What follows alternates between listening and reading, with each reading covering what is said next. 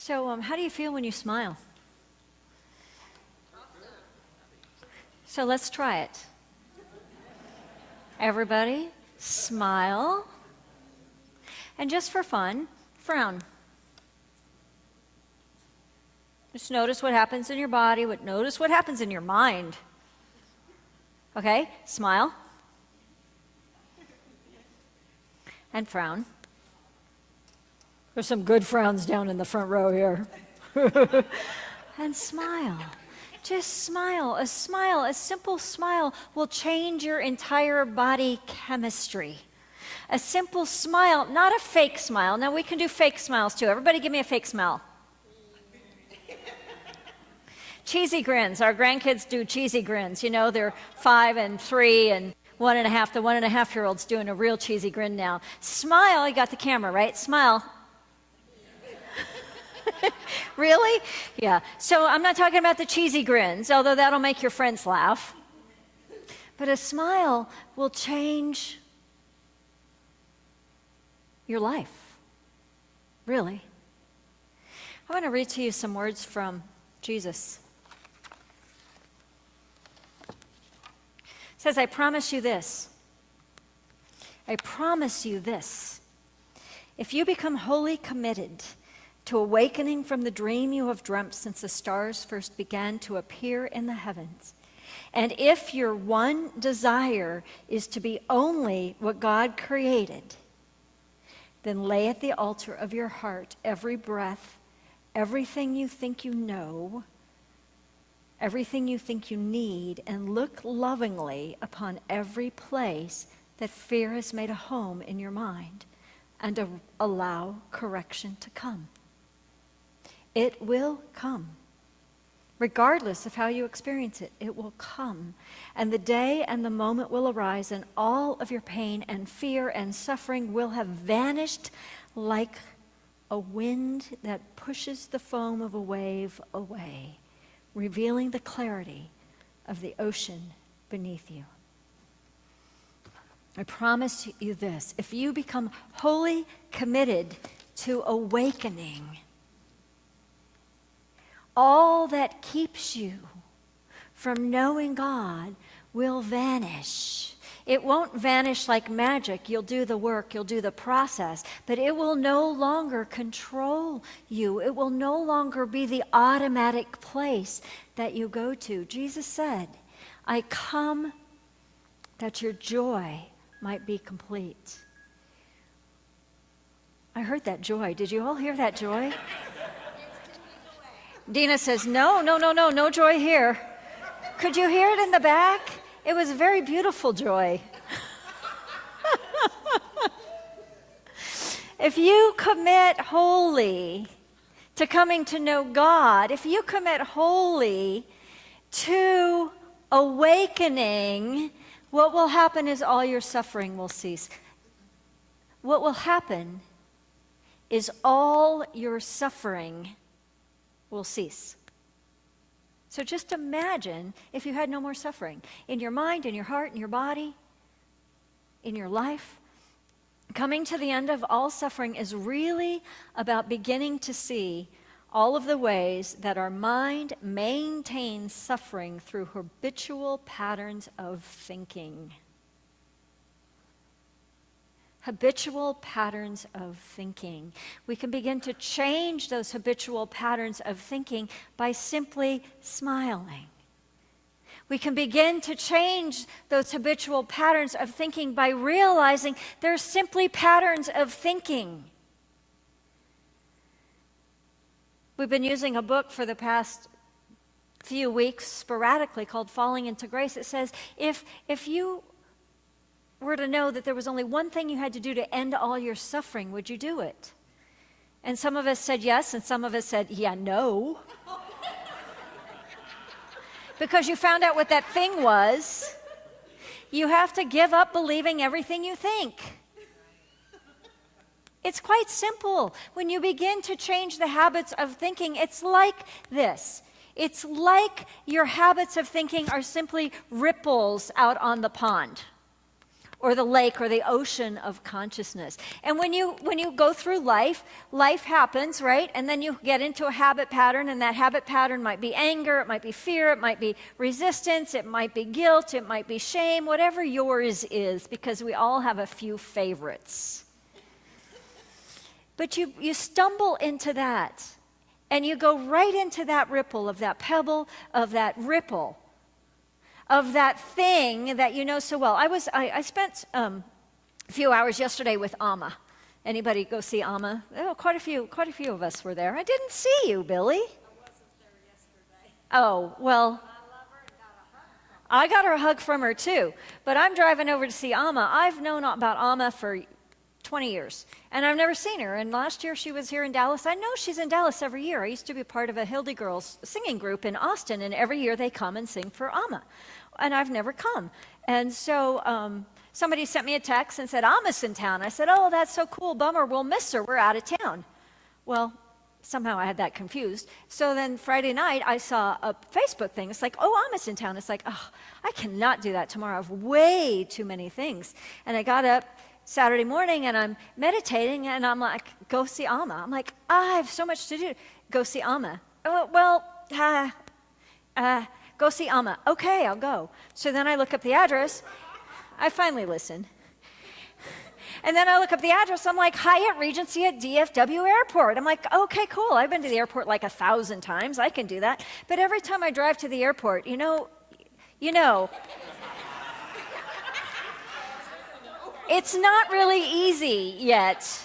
I figure another 1,000 times. I'm like, Hyatt Regency at the airport, Terminal C, what in the world does that mean? So I'm driving, and what I'm noticing is like, I'm getting tense, I'm getting anxious. It's not like I'm in a huge panic attack or anything. It's just that subtle anxiety that just sort of washes over you. And I'm like, I don't know how to find Terminal C, and I don't know how am I going to find the parking lot? How am I going to find, that stuff that we do, right? Well, I'd stumbled into a ripple. Into a ripple that's based on a pebble of anxiety or fear. If you just go blatant fear, just fear. I'm not going to find it. I don't know where I'm going. What if I get lost and nobody will ever find me again at the Dallas-Fort Worth airport?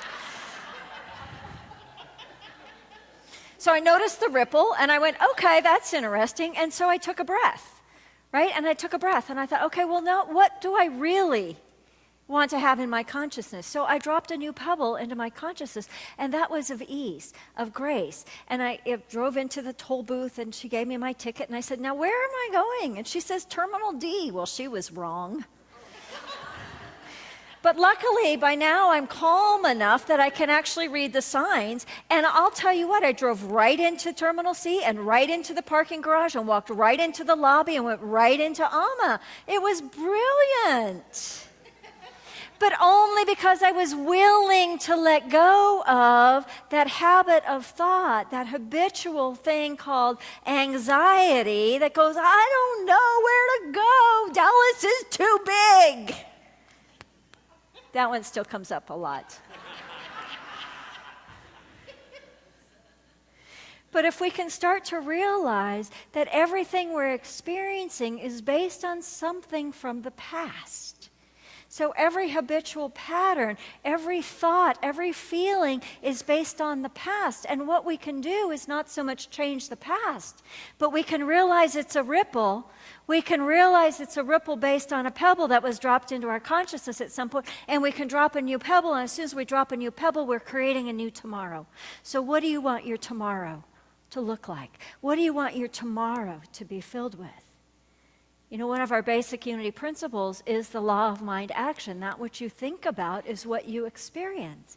So this is the same. It's a little shift, just a little paradigm shift. When you know that whatever you're thinking about right now is creating your tomorrow. If you're focused on fear and anxiety and what's wrong and what if and how about and I don't know, then that's what you're going to see. If you begin to find a way to come into that love, to come into that contentment, to begin to awaken to the truth of who we are, which is divine spiritual beings here to come to know God, here to discover our own happiness. The Dalai Lama says the whole purpose in life is to discover happiness. And what comes with happiness is also contentment and fulfillment. Jesus said, not only I come that your joy might be complete, that you might have life and have it abundantly. When we can begin to know that that's the truth of what we're here to do and be, we can begin to change our habitual patterns of thought. We can begin to open our consciousness. We can begin to grow spiritually and consciously place a pebble of love, acceptance, forgiveness, consciously place compassion and kindness into our consciousness that then we will experience tomorrow. Not that we're living for tomorrow, we're experiencing tomorrow today. But when we can begin to unravel that, everything can change, everything can shift. Rumi says, let yourself be silently drawn by the strange pull of what you really love. Let yourself be silently drawn by the strange pull of what you really love. And the question comes on the heels of that quote, how can you experience the ecstasy of God if you can't even master being happy? What if our work on this planet is to find a way to be happy, to commit fully to being happy? No matter what. I mean, no matter, life is still going to happen. We're still going to have life.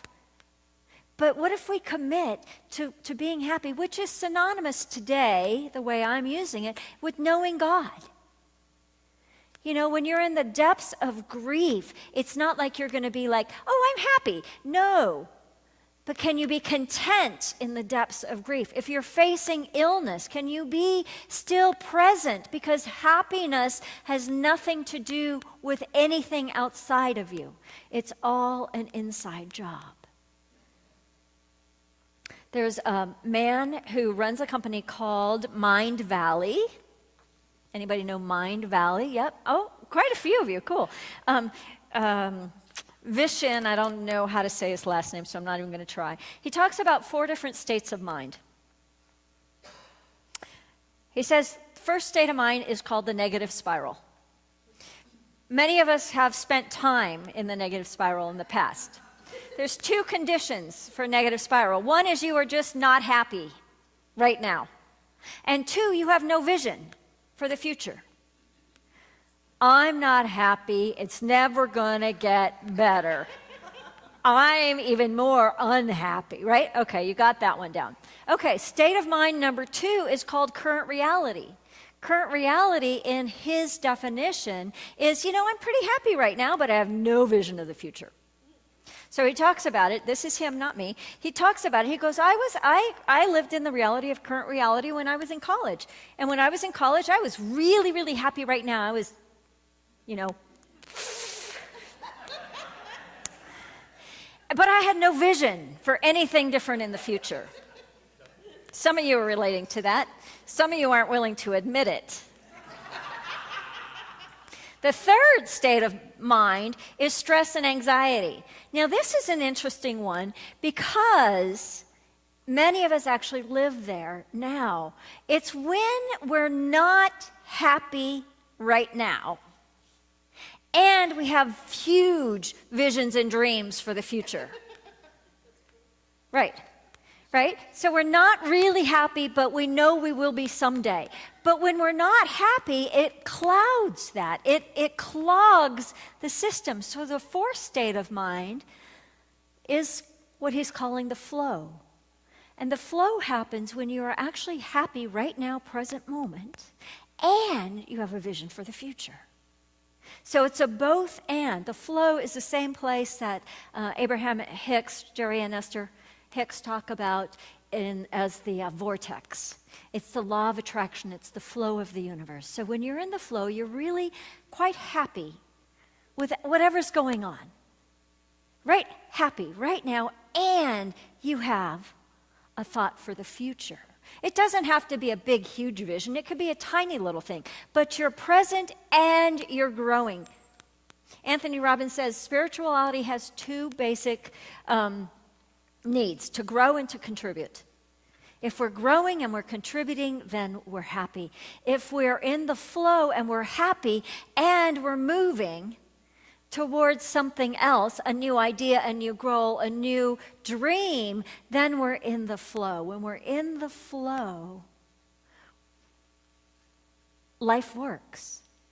As soon as we step out of the flow, by not having a dream, by disbelieving in our dream, by being unhappy, we stop that flow. And that's when we come in on ourselves. That's when we experience anxiety or depression or all kinds of different things. So the key is to find happiness.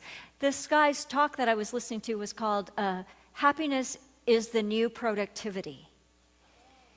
And it's actually becoming a science, and it's tied into some of the sciences that we know, the quantum field, and HeartMath talks about it a lot. They use the word coherence. We had a Be Peaceable camp here this week. We had 22, 24 kids, teenagers all the way down to about 6 or 7 years old. Yep.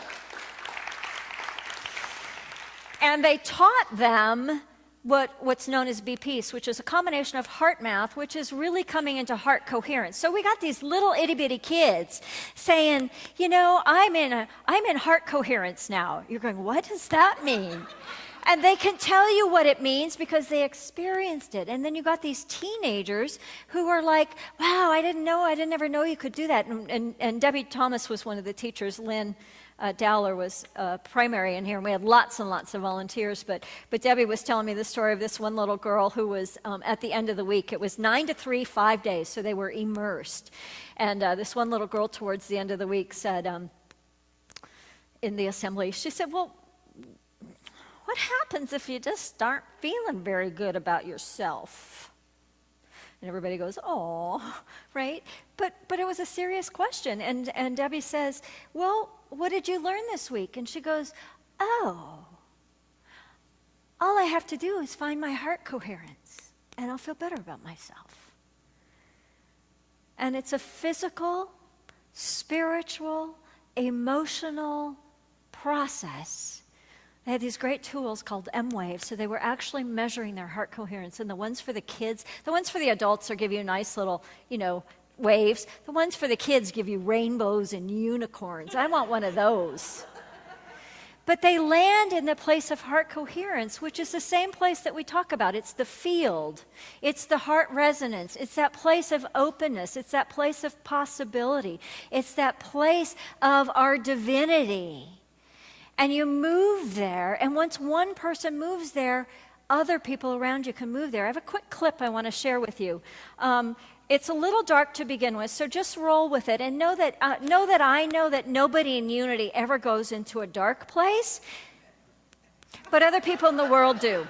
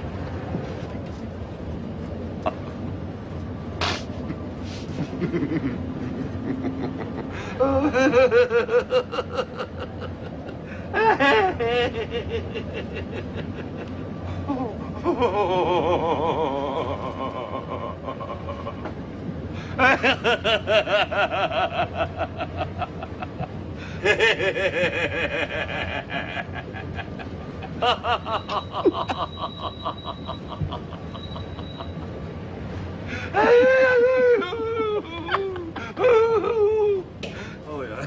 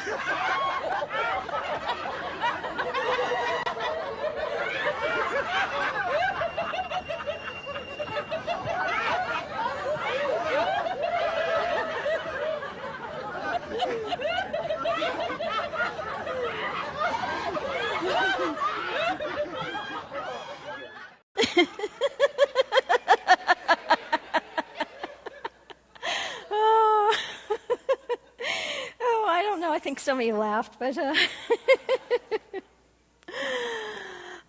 do whatever it takes. Do whatever it takes to move you out of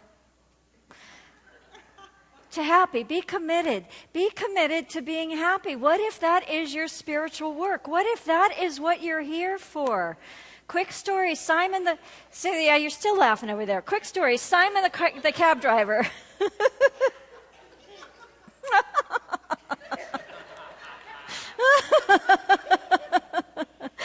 I'm going to tell you a story.